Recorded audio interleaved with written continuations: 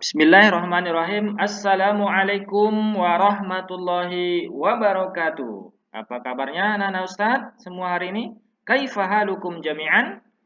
Insyaallah bi khairin walhamdulillah. Semoga kabar anak-anak Ustadz hari ini dalam keadaan baik, sehat semua, semangat semua dan dalam lindungan Allah Subhanahu wa taala. Amin. Ya Allah ya rabbal alamin. Nah, anak-anak Ustadz yang dirahmati Allah Subhanahu wa taala, hari ini kita sudah belajar tema 3 atau pembelajaran terakhir daripada tema 3 dan insya Allah minggu depan kita akan masuk pada tema berikutnya yaitu tema 4. Nah, hari ini merupakan hari terakhir pembelajaran kita pada tema 3, subtema 4, pembelajaran 5 KD 3.3 mengidentifikasi jenis-jenis keberagaman karakteristik individu di sekolah. Materi kita hari ini adalah tentang Sumpah Pemuda dan keanekaragaman suku yang ada di Indonesia. Nah, anak-anak Ustadz yang dirahmati Allah Subhanahu wa taala, sebelum kita memasuki materi, hari ini Ustadz mengajak Ananda semua terlebih dahulu kita sama-sama berdoa sebelum belajar. Kita mulai dari membaca surah Al-Fatihah. Wahid, Isnani, Salasa. A'udzu billahi minasy syaithanir rajim. Bismillahirrahmanirrahim. Alhamdulillahi rabbil alamin. Ar-Rahmanir Rahim. Maliki yaumiddin. Iyyaka na'budu wa iyyaka nasta'in. Ihdinas siratal mustaqim. Siratal ladzina an'amta 'alaihim ghairil maghdubi 'alaihim waladdallin. Amin. Rabbi zidni 'ilma warzuqni fahma wa amalan mutaqabbala ya arhamar rahimin.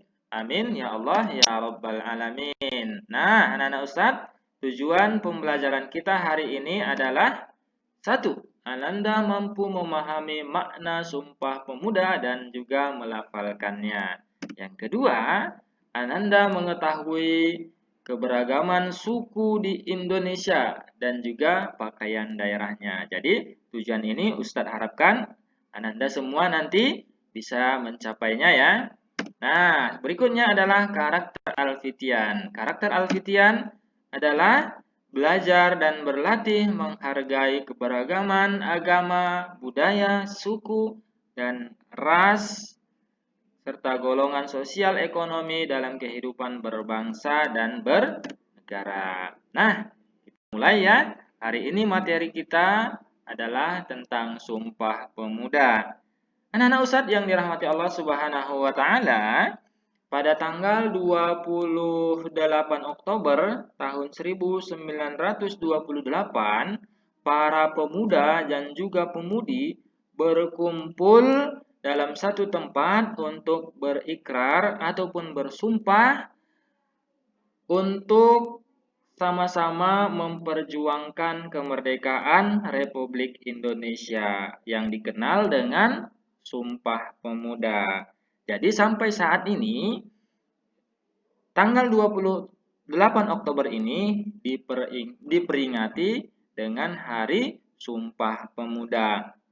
Nah, tahu nggak anak-anak Ustadz, kalau tahun 1928 mulai Sumpah Pemuda, sekarang tahun 2020, udah berapa tahun kira-kira ya? Ada yang tahu? Nah, berarti anak-anak Ustadz, sekarang udah 2020, kurang lebih 92 tahun rakyat Indonesia ataupun bangsa Indonesia memperingati Hari Sumpah Pemuda setiap tahun. Nah, ini ya anak-anak Ustadz tentang Sumpah Pemuda tanggal 28 Oktober 1928 dan diperingati setiap tahunnya pada tanggal 28 Oktober tersebut. Nah, anak-anak Ustadz, Sumpah Pemuda merupakan tonggak utama dalam pergerakan memperjuangkan kemerdekaan Indonesia dari tangan penjajah. Nah, para pemuda dan juga pemudi sama-sama mengikrarkan pada saat itu tentang satu tanah air, satu bangsa, dan satu bahasa. Tanah air apa? Tanah air Indonesia. Bahasa apa? Bahasa Indonesia. Bangsa apa? Bangsa Indonesia. Nah, anak-anak Ustadz yang dirahmati Allah Subhanahu wa Ta'ala, sebagai generasi muda ataupun generasi penerus bangsa, insya Allah kita semua merupakan generasi muda dan penerus bangsa. Kita harus mencontoh semangat para pemuda pada saat itu. Nah, Sumpah Pemuda ini memberikan semangat bagi kita ataupun memberikan dorongan bahwa kita harus lebih semangat dalam meraih cita-cita kita. Anak-anak Ustadz harus lebih semangat dengan cara apa? Dengan cara semangat belajar, patuh kepada kedua orang tua dan guru, dan banyak lagi ya dalam semangat memperjuangkan cita-cita kita ya. Oke, baik anak-anak Ustadz, di sini Ustadz akan mengajak Ananda semua melafalkan naskah Sumpah Pemuda. Nah, anak-anak Ustadz harapkan semua bisa mengikuti Ustadz ya, membacakan naskah Sumpah Pemuda itu. Nah, ini adalah naskah Sumpah Pemuda. Nah, boleh diikutin ya. Sumpah Pemuda. Kami putra dan putri Indonesia mengaku bertumpah darah yang satu, tanah air Indonesia. Kami putra dan putri Indonesia mengaku berbangsa yang satu, bangsa Indonesia. Kami putra dan putri Indonesia menjunjung bahasa persatuan, bahasa Indonesia. Oke, boleh diulang-ulang nanti ya anak Ustadz ya. Kalau bisa harus dihafal ya. Nah, anak Ustadz, lalu apa makna daripada isi Sumpah Pemuda itu tadi?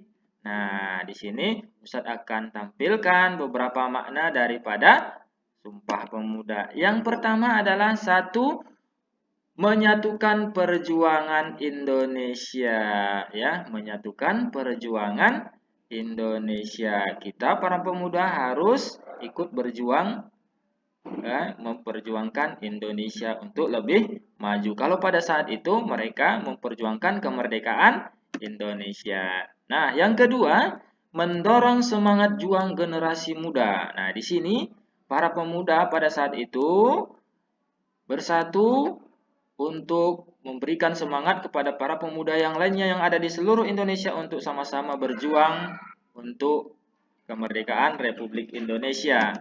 Nah, yang ketiga adalah menumbuhkan kebanggaan sebagai bangsa Indonesia. Nah, Nana Ustaz mau tanya nih, bangga tidak dengan bangsa Indonesia?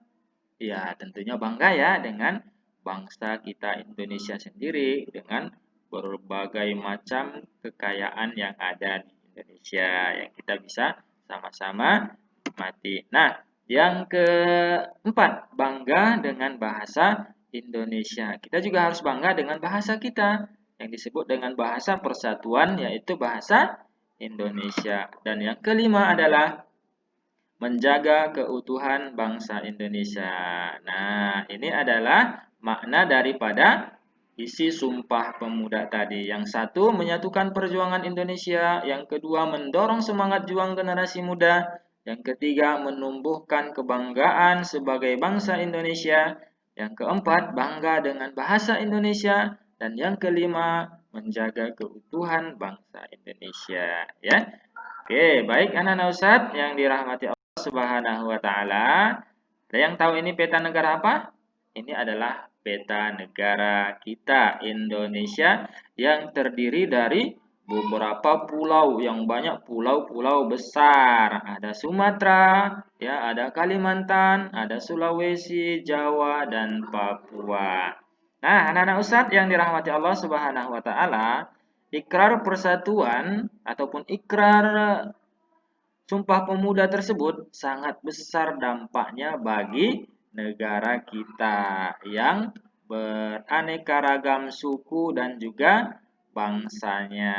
Nah, di sini akan Ustadz tampilkan beberapa suku yang ada di setiap pulau. Dari kita mulai dari Sumatera ada kita kenal suku Batak, ada Minangkabau, ada Melayu, ya. Dari Kalimantan ada suku Dayak, ada suku Banjar, dan ada suku Kutai. Di Jawa ada suku Jawa, ada suku Sunda. Di